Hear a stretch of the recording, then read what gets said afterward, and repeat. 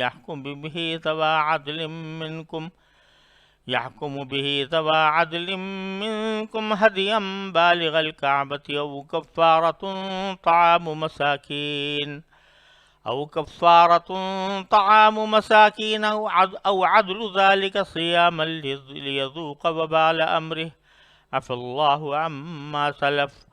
ومن عاد فينتقم الله منه والله عزيز ذو انتقام أحل لكم صيد البحر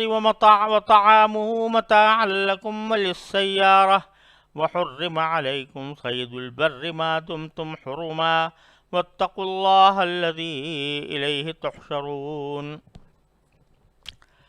ان آیات کریمہ کا ترجمہ یہ ہے، جو لوگ ایمان لے آئے ہیں، ان آیات کریمہ کا ترجمہ یہ ہے کہ اے ایمان والو، تمہیں شکار کے کچھ جانوروں کے ذریعے ضرور آزمایا جائے گا۔ اے ایمان والو، اللہ تمہیں شکار کے کچھ جانوروں کے ذریعے ضرور آزمائے گا جو تمہارے ہاتھوں اور تمہارے نیزوں کی زد میں آ جائیں گے، تاکہ وہ جان لے کہ کون ہے جو اسے دیکھے بغیر بھی اس سے ڈرتا ہے۔ پھر جو شخص اس کے بعد بھی حد سے تجاوز کرے گا وہ دردناک سزا کا مستحق ہوگا۔ اے ایمان والو، جب تم احرام کی حالت میں ہو تو کسی شکار کو قتل نہ کرو، اور اگر تم میں سے کوئی اسے جان بوجھ کر قتل کر دے تو اس کا بدلہ دینا واجب ہوگا، جس کا طریقہ یہ ہوگا کہ جو جانور اس نے قتل کیا ہے اس جانور کے برابر چوپایوں میں سے کسی جانور کو، جس کا فیصلہ تم میں سے 2 دیانتدار تجربہ کار آدمی کریں گے، کعبہ پہنچا کر قربان کیا جائے، یا اس کی قیمت کا کفارہ مسکینوں کو کھلا کر ادا کیا جائے، یا اس کے برابر روزے رکھے جائیں، تاکہ وہ شخص اپنے کیے کا بدلہ چکھے۔ پہلے جو کچھ ہو چکا اللہ نے اسے معاف کر دیا، اور جو شخص دوبارہ ایسا کرے گا تو اللہ اس سے بدلہ لے گا، اور اللہ اقتدار اور انتقام کا مالک ہے۔ تمہارے لیے سمندر کا شکار اور اس کا کھانا حلال کر دیا گیا ہے، تاکہ وہ تمہارے لیے اور قافلوں کے لیے فائدہ اٹھانے کا ذریعہ بنے، لیکن جب تک تم حالت احرام میں ہو تم پر خشکی کا شکار حرام کر دیا گیا ہے، اور اللہ سے ڈرتے رہو جس کی طرف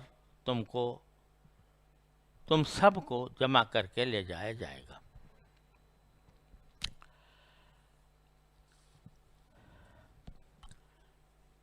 پیچھے جو آیتیں گزری ہیں ان میں اللہ تبارک و تعالی نے مسلمانوں کو یہ خطاب فرمایا تھا کہ تم جو چیزیں اللہ تعالیٰ نے حلال کر دی ہیں، پاکیزہ چیزیں ہیں، ان کو اپنی طرف سے حرام قرار نہ دو، جیسا کہ مشرکین عرب کیا کرتے تھے۔ اب اس کے برعکس چیز کا بیان ہو رہا ہے کہ جو چیز اللہ تبارک و تعالیٰ نے حرام کر دی ہے اس کو حلال نہ سمجھو، اور اس کو حلال سمجھ کر استعمال بھی نہ کرو۔ تو اس میں بنیادی طور پر ان آیات میں حالت احرام میں اور حدود حرم میں جو شکار ممنوع ہے اس کی کچھ تفصیلات بیان فرمائی ہے، اور یہ ایک عجیب اسلوب ہے کہ جو اصل حکم ہے وہ تو ان آیات کے آخر میں آیت نمبر 96 میں بیان فرمایا گیا کہ وَحُرِّمَ عَلَيْكُمْ صَيْدُ الْبَرِّ مَا دُمْتُمْ حُرُمًا، کہ جب تک تم حالت احرام میں ہو تو تمہارے لیے خشکی کا شکار حرام کر دیا گیا ہے۔ بظاہر قاعدہ کا تقاضا یہ معلوم ہوتا ہے کہ پہلے یہ اصولی حکم بیان فرما دیا جاتا اور اس کے بعد پھر جو آگے تفصیلات آ رہی ہیں وہ بیان فرمائی جاتی. لیکن قبل اس کے کہ وہ اصولی حکم بیان کیا جائے، اللہ تبارک و تعالی نے اپنے فضل و کرم سے کچھ ایسی حالتیں بیان فرمائی ہیں جن میں انسان اس حکم کی خلاف ورزی کا مرتکب ہو سکتا ہے اور انسان کی آزمائش کا یہ مرحلہ پیش آ سکتا ہے کہ جس میں وہ اس حکم کی خلاف ورزی کا مرتکب ہو. تو پہلے ان حالتوں کا ذکر کر دیا تاکہ تم پہلے سے متنبہ رہو کہ ایسا نہ ہو کہ تم اپنے نفسانی خواہشات کی بنا پر یا حالات کو دیکھتے ہوئے، حالات کی آسانی کو دیکھتے ہوئے تم کسی گناہ میں مبتلا ہو جاؤ. کیونکہ اصل مقصود ان سارے احکام میں بنیادی طور پر یہ ہوتا ہے، شریعت کے تمام احکام میں، کہ یہ آزمائش ہوتی ہے. بندے کو آزمایا جاتا ہے کہ جو حکم دیا جا رہا ہے یہ اس پر دل و جان سے عمل کر رہا ہے یا نہیں. لہٰذا پہلے آزمائش کا ذکر فرمایا گیا اور فرمایا گیا کہ جب تم حالت احرام میں ہوگے یا حدود حرم میں ہوگے تو بعض اوقات تمہیں اللہ تعالیٰ آزمائے گا. کس طرح آزمائے گا کہ کھلے بندوں تمہارے سامنے شکار آ جائے گا اور وہ تمہاری دسترس میں ہوگا، تم اسے ہاتھ سے بھی پکڑ سکو گے، تم اپنے نیزوں کے ذریعے بھی اس کو زخمی کر کے شکار کر سکو گے. اور یہ اہل عرب کی اس کے ہاتھ میں نیزہ ہے، اس ایک نیزے کے وار سے بھی اس کو شکار کر سکتا ہے. تو اس کے شوق کی کیفیت کیا ہوگی؟ تو ایک شکاری آدمی جو شکار ہی کا شوقین ہے، اس کے ساتھ یہ صورتحال پیدا ہو جائے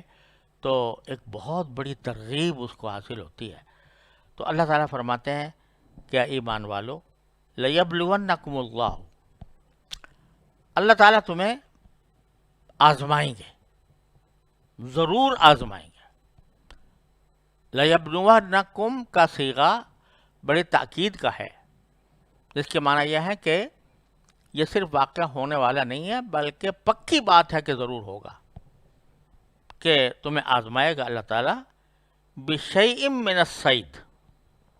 کسی بھی شکار سے. بعض مفسرین نے یہاں بِشَيْءٍ کے لفظ سے یہ ذکر بھی فرمایا ہے کہ اس سے اشارہ اس طرف ہے کہ بعض اوقات بالکل چھوٹا سا جانور ہوگا اور جتنا چھوٹا ہوتا ہے اتنا اس کا شکار بھی آسان ہوتا ہے. تو فرض کرو کہ ایک پرندہ ہی ہے اور وہ ہاتھ میں آ گیا، تو کوئی بھی شکار ہوگا وہ اللہ تعالیٰ اس سے تمہیں آزمائے گا کہ تنالہ ایدیکم برماحکم، جس پر پہنچ جائیں گے تمہارے ہاتھ اور تمہارے نیزے. یہ سب کچھ کیوں ہوگا؟ لیعلم اللہ من یخافہ بالغیب، تاکہ اللہ تبارک و تعالی جان لے کہ کون ہے جو اللہ تبارک و تعالی کو دیکھے بغیر اس سے خوف رکھتا ہے. اب یہ شروع میں بھی آزمائش کا ذکر ہے اور اس کے آخر میں بھی آزمائش کا ذکر ہے کہ اللہ تبارک و تعالی دیکھنا چاہتا ہے کہ تم میں سے کون ہے جو اللہ سے ڈرتا ہے اس حالت میں بھی جب کہ اللہ تعالیٰ اس کے سامنے نہیں ہے. فَمَنِ اعْتَدَىٰ بَعْدَ ذَلِكَ، پھر اس کے بعد بھی کوئی اگر زیادتی کرے گا فَلَهُ عَذَابٌ أَلِيمٌ، تو اس کو دردناک عذاب ہوگا. یہ اللہ تبارک و تعالیٰ نے پہلے آزمائش کا ذکر کر دیا کہ دیکھو یہ آزمائشیں تمہیں پیش آئیں گی اور ان آزمائشوں سے سرخرو ہو کر نکلنا یہ تمہارا کام ہے. اگر نہیں نکلو گے تو پھر اللہ بچائے تمہیں دردناک عذاب کا سامنا کرنا پڑے گا. پھر آگے جو اصل حکم ہے وہ فرمایا کہ یا ایھا الذین آمنوا لا تقتلوا الصید وانتم حرم، اے ایمان والو شکار کو قتل نہ کرو جب کہ تم حالت احرام میں ہو۔ اب سوال پیدا ہوا کہ اگرچہ حکم تو یہ دے دیا گیا ہے کہ شکار نہ کرو، اور یہ بھی بتا دیا گیا ہے کہ اللہ تعالیٰ کی طرف سے آزمائش ہوگی، اس میں تمہیں پورا اترنا ہوگا، اس کے باوجود اگر کوئی شخص پھسل جائے، اس آزمائش میں پورا نہ اترے اور اس سے غلطی ہو جائے اور وہ شکار کر بیٹھے، تو اس کا طریقہ کیا ہوگا؟ تو باری تعالیٰ فرما رہے ہیں کہ اس کو مایوس ہونے کی ضرورت نہیں ہے، وہ ایک ہم طریقہ بتا دیتے ہیں جس سے کہ اس کے اس عمل کا کفارہ ہو جائے گا اور آئندہ کے لیے پھر اس کو سبق مل جائے گا۔ وہ کفارہ کیا ہے؟ اس کا خلاصہ یہ ہے، پہلے خلاصہ سمجھ لیں تو پھر ترجمہ کرنے میں آسانی ہوگی۔ خلاصہ یہ ہے کہ اگر کسی شخص نے کوئی جانور شکار کیا تو یہ دیکھے کہ اس جانور سے ملتا جلتا کون سا جانور ایسا ہے جو چوپائے ہوتے ہیں، جن کی قربانی کی جاتی ہے۔ مثلا ہرن ہے تو اس جیسا بکری ہے، اگر نیل گائے ہے تو اس کا جیسی گائے ہے، کوئی اور بڑا جانور ہے تو اس کے جیسا اونٹ ہے۔ تو جس قسم کے جانور کو اس نے شکار کیا تو اس کے مثل کسی جانور کی قربانی دینا ضروری ہوگا جو حدود حرم میں جا کر قربانی کی جائے۔ مثلا ہرن کا شکار کیا تو بکری اس کے قریب ہے تو بکری قربان کرے، اور یا پھر ایسا کرے کہ اس کے برابر مساکین کو کھانا کھلا دے۔ یہ بات کہ کون سا جانور کس جانور کے مشابہ ہے، اور یہ بکری کے مشابہ ہے یا گائے کے مشابہ ہے یا اونٹ کے مشابہ ہے، تو اس کا فیصلہ جو ہے وہ یہ فرمایا کہ بہتر یہ ہے کہ دو عادل شخص، انصاف کرنے والے، جن میں یہ بات بھی داخل ہے کہ وہ تجربہ کار ہوں، ان سے فیصلہ کرائے کہ کون سا جانور اس جانور کے مشابہ ہے جو میں نے شکار کیا ہے۔ اگر اس نے کہا کہ بکری ہے تو اس بکری کے مطابق بکری کو قربان کر دے۔ اور اس میں تفصیل فقہاء کرام نے مختلف احادیث وغیرہ کی روشنی میں یہ بتائی ہے کہ جانور اگر ایسا ہے جو حلال نہیں تھا، جیسے شیر کو مار دیا، چیتے کو مار دیا، تو اس صورت میں قیمت جو ہے وہ ایک بکری کی قیمت سے زیادہ نہیں ہوگی۔ تو ایک تو اختیار یہ ہے کہ بکری کو قربان کر دے، اور دوسرا اختیار یہ ہے کہ بکری کی قیمت لگائے، اور قیمت لگائے بھی انہی دو آدمیوں کے ذریعے جو تجربہ کار ہوں۔ اگر دو نہ ہوں تو ایک سے بھی کام چل جائے گا۔ تو اگر وہ حرام جانور تھا تو قیمت ایک بکری سے زیادہ نہیں ہوگی، اور اگر وہ جانور حلال تھا تو جتنا بھی تخمینہ ہوگا وہ سب واجب ہوگا۔ اور دونوں حالوں میں آگے اس کو 3 صورتوں میں اختیار ہے۔ چاہے تو اس قیمت کا کوئی جانور حسب شرائط قربانی کے خرید لے اور حدود حرم کے اندر ذبح کر کے فقراء کو بانٹ دے، یا اس قیمت کے برابر غلہ صدقہ فطر کے شرائط کے مطابق ایک مسکین کو نصف صاع دے دیا جائے، جو ہمارے حساب سے 2.25 سیر گندم ہوتا ہے۔ وہ فقراء میں تقسیم کر دے، اور یا ہر مسکین کے حساب سے جتنے مساکین کو وہ غلہ پہنچ سکتا ہو اتنے شمار سے روزے رکھ لے، یعنی جو قیمت متعین ہوئی تھی اور اس قیمت کو فقراء میں تقسیم کرنا تھا، تو جو قیمت اس کو پہنچی تھی، جتنا غلہ پہنچا تھا، جتنے مساکین کو دیا گیا تھا، اگر 10 مساکین کو دیا گیا تھا تو 10 روزے رکھ لے، 5 کو دیا گیا تھا 5 رکھ لے۔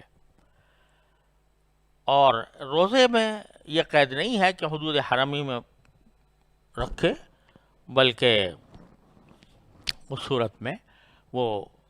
حدود حرم سے باہر بھی رکھ سکتا ہے۔ تو فرمایا کہ فجازاء مثل ما قتل من النعم من قتل منکم متعمدا، جو شکار کو جان بوجھ کر قتل کرے، فجزاء،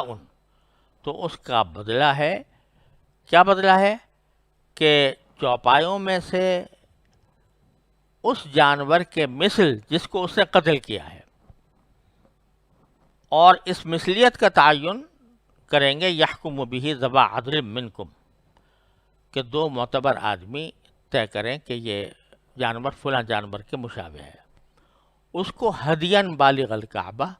اس کو ہدی بنایا جائے، یعنی قربانی کی جائے جو کعبے تک پہنچے، یعنی حدود حرم میں اس کو قربان کیا جائے۔ او کفارۃ طعام مساکین، یا پھر کفارہ ہو مسکینوں کو کھانا کھلانے کا، اور جیسا میں نے عرض کیا کہ احادیث کی روشنی میں اس کا مطلب یہ ہے کہ جو قیمت بنی ہے اس جانور کی، اس جانور کو کی قیمت کو مساکین کے درمیان تقسیم کیا جائے۔ او عدل ذالک صیامن، یا جتنے مساکین کو صدقہ کرنا تھا ان کے برابر روزے رکھے، لیذوق وبال امرہ، تاکہ وہ اپنے کام کا وبال چکھے۔ پھر دوبارہ وہی بات فرمائی جو پیچھے شراب کے بارے میں فرمائی تھی، عفا اللہ عما سلف، ان آیات کے نزول سے پہلے جو کچھ ہو گیا تو اللہ تبارک و تعالیٰ نے اس کو معاف کر دیا، کیونکہ اس وقت تک یہ سب تفصیلات سامنے نہیں آئی تھیں، تو اس واسطے لوگوں کو معذور قرار دے کر ان کی اس غلطی کو معاف کر دیا گیا۔ لیکن ومن عاد، اگر کوئی پھر دوبارہ کرے، فینتقم اللہ منہ، تو اللہ اس سے بدلہ لے گا، یعنی عذاب دے گا۔ واللہ عزیز ذو انتقام، اور اللہ تعالیٰ صاحب اقتدار ہے، تمام کائنات پر اس کا اقتدار ہے، ذو انتقام، اور وہ بدلہ لینے والا بھی ہے۔ البتہ ساتھ ہی پھر آگے ایک استثناء کر دیا کہ احل لکم صید البحر وطعامہ، یہ جو شکار کو کرنے کی ممانعت حالت احرام میں کی گئی ہے، تو یہ خشکی کے شکار کی حد تک محدود ہے، لیکن سمندر کا شکار تمہارے لیے حلال کر دیا گیا ہے، شکار بھی حلال کر دیا، وطعامہ، اس کا کھانا بھی حلال کر دیا۔ جیسے مچھلی ہے تو حالت احرام میں اگر مچھلی پکڑے تو اس میں کوئی حرج نہیں ہے، پکڑنے میں بھی کوئی حرج نہیں اور اس کو کھانے میں بھی کوئی حرج نہیں۔ متاعا لکم وللسیارہ، اور یہ اس لیے کیا گیا تاکہ تمہیں نفع حاصل ہو سکے، تم اس سے لطف اندوز ہو سکو حالت سفر میں۔ وللسیارہ، جو قافلے چلتے ہیں تو ان قافلوں کو کھانے پینے کی تنگی پیش نہ آئے، تو اس لیے خشکی کا شکار تو اگرچہ منع کر دیا گیا ہے، لیکن سمندر کا شکار تمہارے لیے جائز ہے۔ وَحُرِّمَ عَلَيْكُمْ صَيْدُ الْبَرِّ مَا دُمْتُمْ حُرُمًا، البتہ دوبارہ ہم تاکید کرتے ہیں کہ خشکی کا شکار تمہارے لیے حرام کر دیا گیا ہے جب تک کہ تم حالت احرام میں ہو۔ خلاصہ یہ نکلا کہ پانی کے جانور، مچھلی وغیرہ، وہ تمہارے لیے حلال کر دیے گئے، اور اس میں تفصیل ہے، فقہاء کرام نے اس کے اوپر لمبی بحثیں کی ہیں کہ سمندر کا کون سا شکار حلال ہے، کون سا ناجائز ہے یا مکروہ ہے، وہ تفصیل کا یہاں پر موقع نہیں ہے، لیکن سوال یہ ہے کہ آدمی کے لیے، انسان کو اللہ تعالیٰ نے یہ آسانی پیدا فرما دی کہ سفر کے دوران اگر کوئی سمندر آ جائے، کوئی دریا آ جائے، کوئی نہر آ جائے جس میں مچھلیاں ہوں، تو وہ تمہارے لیے حلال ہے کہ تم مچھلیاں پکڑو۔ اور آخر میں وہی بات جو اللہ تعالیٰ ہر حکم کے آخر میں فرماتے ہیں، واتقوا اللہ، اللہ سے ڈرو، اللہ تبارک و تعالیٰ کا تقوی اختیار کرو، وہ اللہ الذی الیہ تحشرون، جس کی طرف تمہیں جمع کر کے لے جایا جائے گا۔ وآخر دعوانا الحمدللہ رب العالمین۔